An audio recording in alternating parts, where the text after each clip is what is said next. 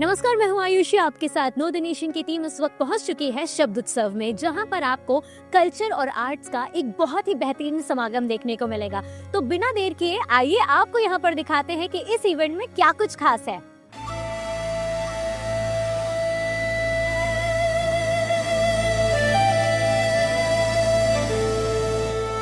दिल्ली के दिल में शब्दों का एक खूबसूरत जश्न 2 से 4 जनवरी 2026, जब शब्द उत्सव ने पूरी राजधानी को कला, साहित्य और संस्कृति के रंगों से रंग दिया।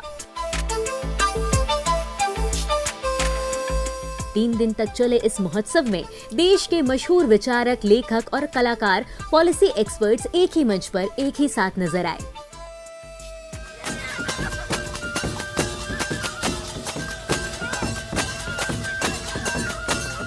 क्या नाम है आपका? पूरनलाल बड़े।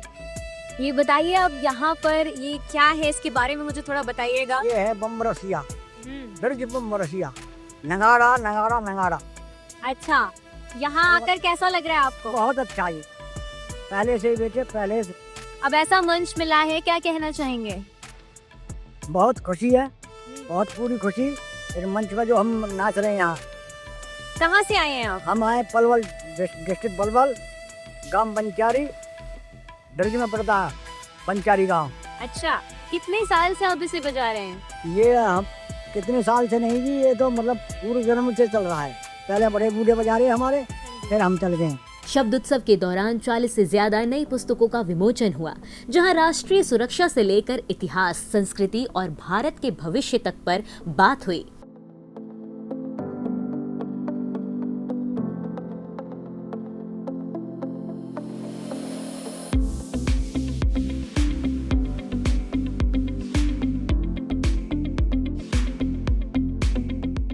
आप यहाँ पर आए हैं शब्द उत्सव में, इस इवेंट को देखकर कैसा महसूस हो रहा है? Very nice, super classic. देख के एक तो भारतीय संस्कृति का पता लगता है और अलग अलग स्टेट से देखने के लिए पब्लिक आई हुई है और इनको डेकोरेशन बड़ा शानदार कर रखा है जी। और डांस वगैरह, ये कल्चरल बुक्स वगैरह के लिए विशेष शौक मेरा यही है। अच्छा, हाँ। ये सिर्फ बातचीत का इवेंट नहीं था, बल्कि भारतीय संस्कृति का एक लाइव एक्सपीरियंस था। इवेंट में पेंटर्स ने अपनी कला का खूबसूरत प्रदर्शन किया, जहां रंगों के जरिए कहानियां कही गई। साथ ही क्ले से बनी कलाकृतियों के माध्यम से कई कलाकारों ने यूनिटी और एकता का संदेश दिया। हर्षित राज। हर्षित, आपने क्या बनाया है? ये हमने ये यूनिटी इन डाइवर्सिटी को डिपिक्ट किया था कि कैसे यूनिटी, मतलब इंडिया एक डाइवर्स कंट्री है, स्टिल इसमें यूनिटी है। और हम लोग यही डिपिक्ट कर रहे हैं कि यहाँ पे अगर पेड़ नहीं होंगे तो अर्थ में हमारा सर्वाइवल काफ़ी प्रॉब्लमेटिक हो जाएगा। और ये हमने छोटे छोटे इंसान बनाए हैं जो कि हर एक स्टेट्स को दिखा, हर एक स्टेट का एक रिप्रेजेंटेटिव, जिसके आप देख सकते हैं अलग अलग फीचर्स है सबके, तो बस वही यूनिटी को दिखा रहा है। और ये हमने बनाया था फैमिली एंड वेलबींग से।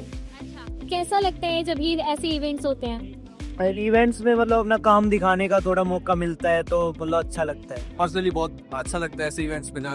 So here I'm trying to portray the pottery and the hand woven tradition of our India. So basically it is dedicated to our artisans, जो हमारे इंडियन आर्टिजन्स हैं, जो हमारे लिए इतना कुछ हाथों से बना देती खूबसूरत कलाकृतियाँ, तो उनको और एनकरेज करने के लिए और रिवाइवल की तरफ ले जाने के लिए आई एम पोर्ट्रेइंग दिस। अच्छा, कैसा लगता है शब्द उत्सव जैसे इवेंट में आने के बाद? काफी अच्छा, एक बहुत अच्छा एक्सपोजर होता है, आप अपने आप को भी ढूंढ पाते हो और लोगों से मिल पाते हो, एक कनेक्शन बनता है और लोगों से आपका, और काफी अच्छा एक इनिशिएटिव है, एक तरीके का महोत्सव है जहाँ पे हर तरीके की कला तो मिलती ही है, साथ ही साथ भारत को भी जोड़ती है कि हमारा नॉर्थ भी इधर आएगा, हमारा साउथ भी इधर आएगा, सब एकजुट होके एक फेस्टिवल, एक महोत्सव बना रहे हैं। भरतनाट्यम और कथक जैसे क्लासिकल डांस, भजन संध्या और लोक संगीत के कार्यक्रमों ने पूरे माहौल को एक अलग ही एनर्जी से भर दिया, और ढोल नगाड़ों की गूंज ने युवाओं में मानो नया जोश और जुनून भर दिया।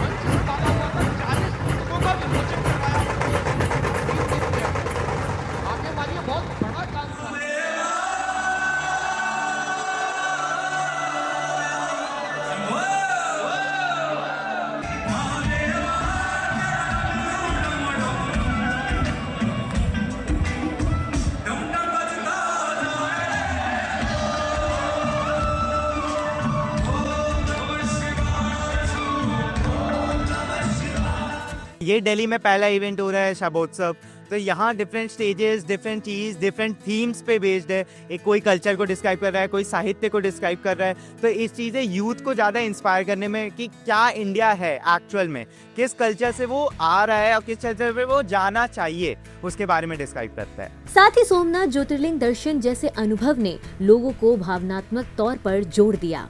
युवाओं के लिए खास तौर पर यूथ ओपन माइक स्टेज तैयार किया गया, जहां नए लेखकों, कवियों और परफॉर्मर्स को अपनी बात रखने का खुला मंच मिला। खासकर कमजोरी से ताकत की ओर जैसे सेशंस में रक्षा, राष्ट्रीय सुरक्षा और भारत के स्ट्रैटेजिक विजन पर हुई डिस्कशंस लोगों के बीच काफी चर्चित रही। तो यहाँ पर हम देख सकते हैं आर्ट एंड कल्चर का एक बेहतरीन समागम। अभी आप लोग एक गाना गुनगुना रहे थे।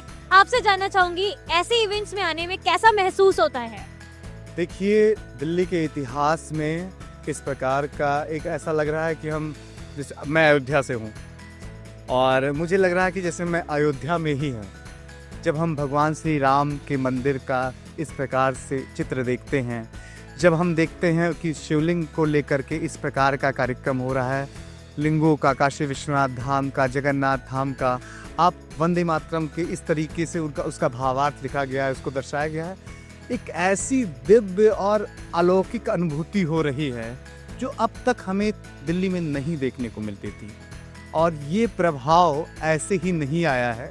इसमें कई वर्षों का संघर्ष है, कई वर्षों की तपस्या है।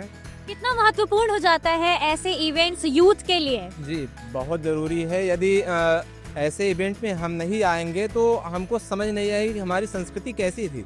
यहाँ पर आने के बाद आप देखेंगे वहाँ पर मंत्र का जाप हो रहा था। इससे पता चलता है कि हमारी जो प्राचीन संस्कृति वो अभी भी जिंदा है। यहाँ पर देखने को तमाम चीज़ें मिलेंगी, लेकिन जो इवेंट्स हो रहे हैं, तमाम इंटरव्यूज हो रहे हैं, और यहाँ पर वंदे मातरम का जो यहाँ पर पोस्टर लगा है उस पर सारी चीजें लिखी हैं। बहुत अच्छा लगा यहाँ आकर। शब्दोत्सव का मकसद बिल्कुल क्लियर था, युवा पीढ़ी को अपनी संस्कृति और परंपरा से जोड़ना और साहित्य, कला और विचारों के जरिए एक स्ट्रॉन्ग और सस्टेनेबल कल्चरल आइडेंटिटी बनाना। ये देखिए, बहुत मनोरम दृश्य है और काफी उत्साह हर युवा के अंदर, जो जेनजी एक तरीके का ये, तो उसकी संख्या यहाँ पे बड़े तादाद में है। एक तरीके से कहिए कि यहाँ की जो कुल जनसंख्या है इस परिसर की, वहाँ पे जेनजी लोग ज़्यादा हैं, हमारे उम्र के लोग ज़्यादा हैं, और काफ़ी उत्साह, हर प्रकार का यहाँ पे ज्ञान से लेकर मनोरंजन तक की सबकी व्यवस्था है। कैसा लगता है जब ऐसे इवेंट्स होते हैं? आप शब्दोत्सव में आए हैं, कैसा महसूस हो रहा है? हमें तो काफ़ी अच्छा लगता है कि इंडियन गवर्नमेंट ये हमारे लिए करवा रही है, सो दैट कि हमें और भी हमारे कनेक्शंस बनते हैं। ऐसे इवेंट्स एक तो नेशनलिस्टिक आइडियोलॉजी को प्रमोट करते हैं, और जो भी लोग हैं आर्ट से, लिटरेचर से या फिर कल्चरल जो परफॉर्म करते हैं, उनके लिए भी एक तरीके से बहुत ही इम्पोर्टेंट चीज़ है, ताकि उनको भी लोग जाने और समझे कि हमारा जो कल्चर है, हमारा हेरिटेज क्या है। सो आप देख सकते हैं यहाँ पे अलग अलग स्टॉल्स हैं, अलग अलग स्टेजेस है, सबका अपना अपना अलग अलग पर्पस और सिग्निफिकेंस है। तो हाँ, एक बहुत ही अच्छा एक तरीके से फेस्टिवल कह सकते हो आप। सो या दैट्स वैदिक मंत्रोच्चार हो रहा है, कविताओं का दौर चल रहा है, फिल्म मेकिंग पर बात हो रही है, जनजी के क्या कर्तव्य होने चाहिए उस पर बात हो रही है। तो इन सब का ये अद्भुत समागम और कहीं नहीं मिलेगा। ये वैश्विक परिदृश्य यहाँ दिखने को मिल रहा है। दिल्ली में हुआ शब्दोत्सव 2026 सिर्फ एक इवेंट नहीं था, ये भारत के विचार, विरासत और भविष्य को जोड़ने वाली एक जिंदा बातचीत थी।